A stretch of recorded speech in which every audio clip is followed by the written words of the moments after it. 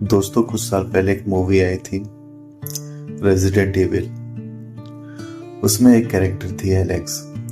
उसका एक बॉयफ्रेंड था स्पेंसर, जिसने टी वायरस फैलाया था, जिससे उधर का जो एआई सिस्टम था उसने एक बेहोशी वाली गैस छोड़ दी थी, जिससे स्पेंसर और एलेक्स बेहोश हो जाते हैं। तो मूवी के स्टार्टिंग में हमें ये दिखाया जाता है कि स्पेंसर बहुत सीधा बनता है, बहुत अच्छा बनता है, मगर जब उसको होश आता है वो उन सब को बंद करके चला जाता है और एज अ विलन दिखाने लगता है उसको।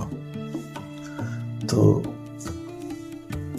जब तक स्पिरिचुअलिटी में ये कहा जाता है कि जो स्पिरिट होती है उसको सब याद रहता है। वो कभी भाई के रूप में, बहन के रूप में, दोस्त के रूप में, पार्टनर के रूप में आती है और अपना रोल परफॉर्म करती है, चाहे वो रोल पॉजिटिव हो या फिर वो रोल नेगेटिव हो। ओशो का ये मानना था, हम किसी के भी पिछले जन्म की यादें वापस ला सकते हैं, मगर अगर किसी के पिछले जन्म की यादें वापस लाते हैं तो उसका वर्तमान जीवन नष्ट हो जाएगा। मतलब अगर कोई पिछले जन्म में 70 साल जी चुका है और वो बुजुर्ग होके प्राण त्यागा है, तो इस जन्म में अगर वो 16-17 साल का है तो उसकी बुद्धि 70 साल के बुजुर्ग जैसी होगी।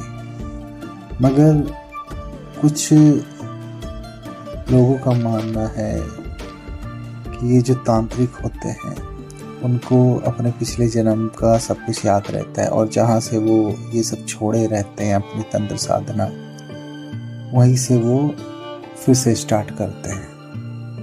तो अगर हमें पिछले जन्म का याद आता है तो मेरे हिसाब से उसमें कोई प्रॉब्लम नहीं है। वो एक वरदान है, ना कि कोई अभिश्राप। हमारी मेमोरी ही सब कुछ होती है और यही सब कुछ डिसाइड करती है।